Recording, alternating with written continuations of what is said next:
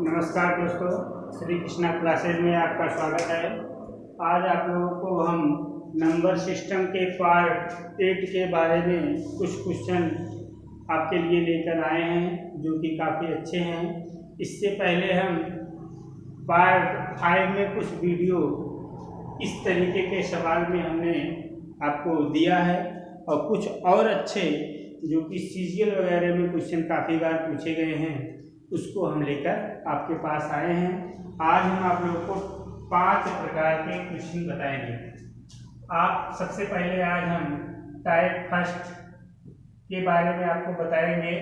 आप जैसे कि देख रहे हैं 6 क्रमागत सम संख्याओं का योगफल 162 है। बेटा ध्यान से देखेंगे, 6 क्रमागत सम संख्याओं का योगफल 162 है।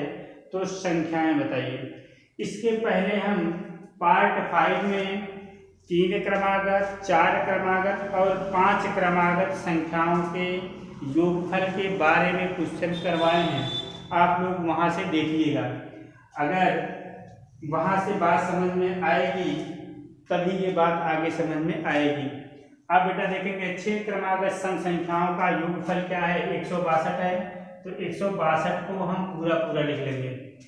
6 क्रमागत है तो 6 से भाग। इसके पिछले वीडियो में मैंने कुछ सवाल बताए हैं पार्ट 5 में, आप उसको अच्छे से देखिएगा तभी बातें समझ में आएंगी।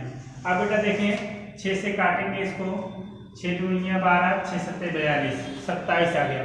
बेटा यहाँ पे देखेंगे ये सम संख्या के बारे में कह रहा है, लेकिन 27 हमारी विषम संख्या है। तो हम विषम संख्या को छोड़ देंगे, समय संख्या को लेंगे। 6 क्रमागत है तो इसके ठीक पहले 3 क्रमागत सम संख्याएं और इसके ठीक बाद क्रमागत 3 संख्याएं लिखेंगे। इसके पहले देखेंगे, इसके ठीक पहले सम संख्या क्या है, 26 है। इसके ठीक पहले क्या है, 24 है। इसके ठीक पहले क्या है, 22 है। और इसके ठीक बाद क्या है, 28 है। और इसके ठीक बाद 30 है। और इसके ठीक बाद 32 है। बेटा ऐसे भी आप ठीक पहले ठीक बाद वाले तरीके से कर लेंगे। अब ये 6 क्रमागत वाले हैं। अगर आपसे पूछेगा सबसे छोटी और सबसे बड़ी संख्या का योगफल बताइए, तो सबसे छोटी संख्या 22 है और सबसे बड़ी संख्या क्या है, 32 है। इन दोनों को जोड़ लेंगे और हमारा आंसर हो जाएगा। कभी कभी पूछेगा भैया छोटी संख्या बड़ी संख्या का गुणनफल बताइए, तो इन दोनों का आपस में गुणा करा देंगे, और हमारा आंसर हो जाएगा। बातें ये आपके अच्छे से समझ में आई होगी। ऐसे क्वेश्चन हम अगर यहाँ से 3 क्रमागत, 4 क्रमागत, 5 क्रमागत, 6 क्रमागत संख्याओं को लिखकर जोड़ के हम बड़ी आराम से कर लेंगे। मान लीजिए ज्यादा से ज्यादा संख्या दे दी है तो क्या करेंगे। जैसे कि हम आपसे इस तरीके से क्वेश्चन करें कि 23 क्रमागत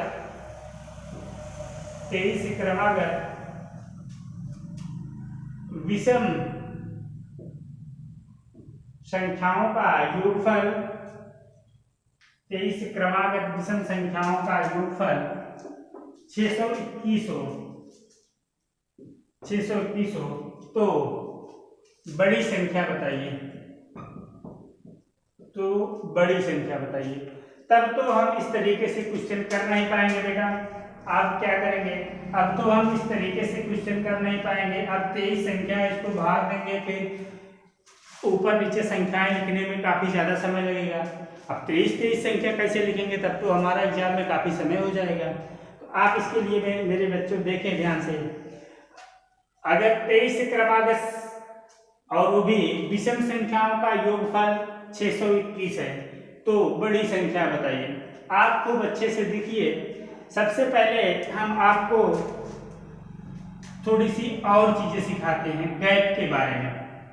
गैप क्या होता है इसके बारे में आप अच्छे से सीखेंगे। गैप मीन्स हमेशा जैसे प्राकृतिक संख्याएं लिखी गई हैं 1 2 3 4 5 6 7 डॉट डॉट डॉट, ऐसे प्रकार प्राकृतिक संख्याएं लिखी गई हैं। तो ये संख्याएं जो लिखी गई है बेटा ये क्रमागत रूप में। अगर हम बोलें एक विषम संख्या से दूसरी विषम संख्या आने में कितनी गैप है। तो आप बताएंगे एक विषम संख्या 1 है, दूसरी विषम संख्या 3 है। 1 से 3 तक पहुंचने में कितने गैप हैं? 2 गैप। बातें समझ में आई? एक गैप के बारे में अच्छे से जाने। अगर बेटा बोले सम संख्या के बारे में ऐसे बात करेंगे तो पहली सम संख्या 2 हो गई और 4 हो गई। 2 से 4 में पहुंचने में कितने का गैप? 2 का गैप। बात समझ में आई होगी। गैप के बारे में आप लोग अच्छे से जाने तभी ये बात समझ में आएगी। हम उम्मीद करते हैं गैप के बारे में समझ में आएगा। नेक्स्ट अगला देखेंगे, एक सम से दूसरी सम संख्या आने में 2 संख्याओं का गैप। मीन्स एक विषम से दूसरी विषम संख्या आने में 2 संख्याओं का 2 का गैप होगा। एक सम संख्या से दूसरी सम संख्या आने में 2 का गैप। एक विषम संख्या से दूसरी विषम संख्या आने में 2 का गैप। अब मेरे प्यारे बच्चों देखें इसका यूज कैसे होगा इस सब क्वेश्चन में, तो आपको हम बताते हैं। जैसे 23 क्रमागत विषम संख्याओं का योग 621 हो गया। 23 क्रमागत है, 23 से हमने इसको भाग दिया। अगर हम 23 से इसको भाग देंगे तो ये 27 बार जाएगा। 23 से भाग देंगे, ये 27 बार गया।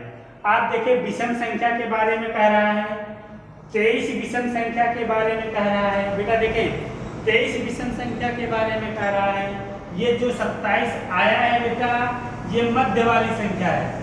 मध्य वाली संख्या मीन्स 23 वाले में से एक संख्या ये है। मीन्स अगर ये मध्य वाली संख्या हो गई तो आप तुरंत इमेजिन करें 23 संख्या में अगर एक संख्या 27 हो गई तो बची संख्याएं 22 ही होंगी, जो कि 11 संख्या इसके ठीक ऊपर बचेंगी और 11 संख्या ठीक इसके नीचे बचेंगी। मध्य वाली संख्या बेटा हमको मालूम है, मध्य वाली संख्या क्या है? 27 है। आप देखें हमको 27 से बड़ी वाली संख्या पे चलना है, 11 गैप तय करना है। 11 गैप को भरने के लिए कितने अंक मिलेंगे? इसमें 2 से गुणा करा देना। 2 से गुणा कैसे कराएंगे अभी हमने बताया। मिस एक विषम संख्या से दूसरी विषम संख्या जाने में 2 का गैप, ऐसे 11 संख्या जाने में 22 का गैप। आप देखें भैया 11 गुणे 2 बराबर 22। बड़ी मध्य वाली संख्या में 22 जोड़ देंगे और हमारा उत्तर आ जाएगा। ध्यान से देखें भैया 7 2 9 और ये 4 में सबसे बड़ी संख्या क्या होगी? 49 होगी, जो कि हमारा आंसर हो गया। ऐसे क्वेश्चन आपसे पूछे जाएंगे और आप इसको अच्छे से देखें। एक बार फिर से देखें, ये 27 आया डिवाइड करने पर।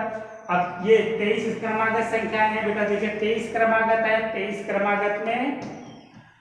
क्रमागत में एक संख्या हमको मिल गई है।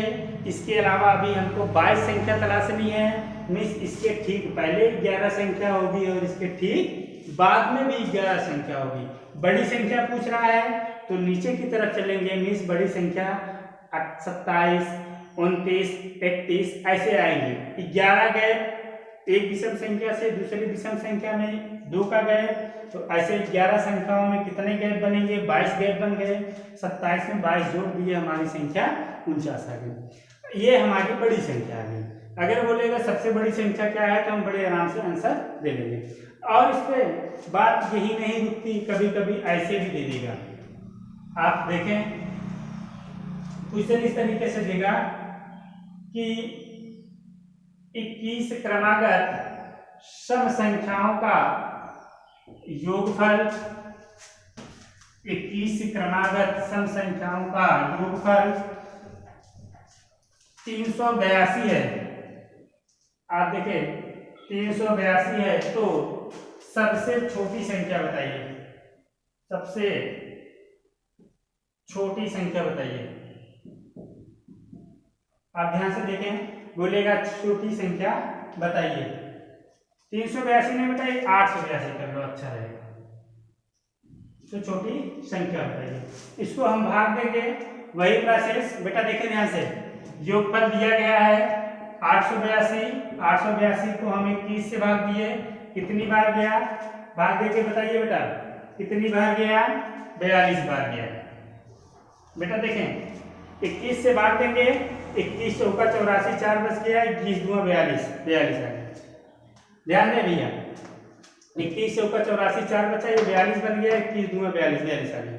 अब बेटा देखिए 21 क्रमागत सम संख्याओं का योगफल हमको मालूम है 182 में हमको मिड वाली संख्या, बीच वाली संख्या मिल गई।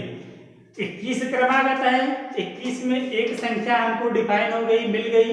इसका मतलब अभी हमको 20 संख्याओं को ढूंढना है। 20 संख्याएं ढूंढने का मतलब 10 संख्या इसके आगे हैं, इस संख्या के पीछे 10 संख्याएं हैं और इस संख्या के आगे 10 सम संख्याएं हैं। बेटा देखेंगे 42 के पीछे चलेंगे छोटी संख्याएं मिलेंगी, 42 के आगे की तरफ चलेंगे सम संख्याएं बड़ी संख्या मिलेंगी। अब की बार छोटी संख्या की बात कहा है तो 42 से छोटे ही संख्या होंगी, तो 10 संख्याओं में गैप कितना बना भैया, 10 गुणे 2 बराबर 20 गैप। तो बड़ी संख्या है तो बड़ी संख्या में से हम 20 घटा देंगे और हमारी संख्या आ जाएगी। हमारी आंसर क्या है भैया, सबसे छोटी संख्या क्या आएगी, 22। This is right answer. उम्मीद है बात आपके समझ में आ रही होगी। यहीं पे बात नहीं रुकती भैया, अब हम थोड़ा सा और आगे चलते हैं। तो कुछ क्वेश्चन इस तरीके से आते हैं, इसको भी देखें। आप क्वेश्चन चेंज करते चलेंगे बेटा, ये इंपॉर्टेंट क्वेश्चन है जो कि सीजीएल वगैरह में पूछे गए हैं। ऐसे पूछेगा 30 क्रमागत, अब थोड़ा सा टाइप चेंज हो गया है, थोड़ा देखेंगे। 30 क्रमागत सम संख्याओं का योगफल 2250 है, 2250 है, तो सबसे छोटी संख्या बताइए। तो सबसे छोटी संख्या बताइए। ये सब बेटा सीजीएल वगैरह में क्वेश्चन पूछे गए हैं, ये भी सवाल आपके लिए बनता है। तरीका वही बेटा, और आपको गैप के बारे में अच्छे से ज्ञान रहना चाहिए। अभी हमने आपको लाइन अंक लिख के आपको अच्छे से सीरीज वाइज बताया। आप देखें भैया, योगफल दिया गया है 2250, कितने क्रमागत, 30 क्रमागत, इसको 30 से भाग देंगे, आप इसको काटे भैया, 3 सते 21, 3 पचे 15।